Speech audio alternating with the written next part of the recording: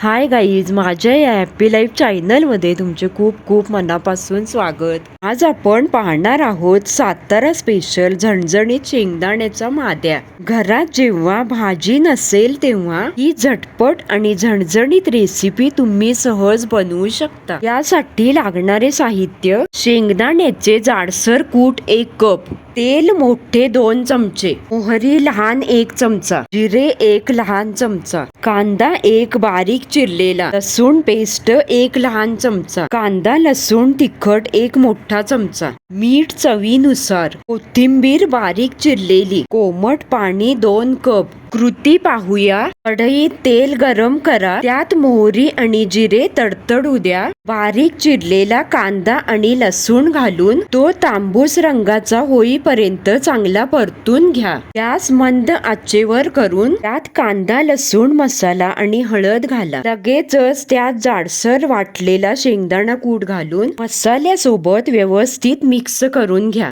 चवीनुसार मीठ आणि 2 कप कोमट पाणी घाला. मंद आचेवर मिश्रण थोडे घट्ट होईपर्यंत आणि कडेने तेल सुटेपर्यंत 2 ते 3 मिनिटे उकळू द्या. आता वरून बारीक चिरलेली कोथिंबीर भुरभुरा. गरमागरम माद्या भाकरी किंवा पोळी सोबत खायला अप्रतिम लागतो. रेसिपी आवडली तर नक्की ट्राय करून पहा आणि लाईक, कमेंट, शेअर करायला विसरू नका. आणि चॅनल वरती नवीनच असाल तर चॅनलला नक्की सबस्क्राईब करा आणि सोबतच बेल आयकॉन प्रेस करा. पुन्हा भेटूया अशा छान छान खमंग मस्त रेसिपी सोबत.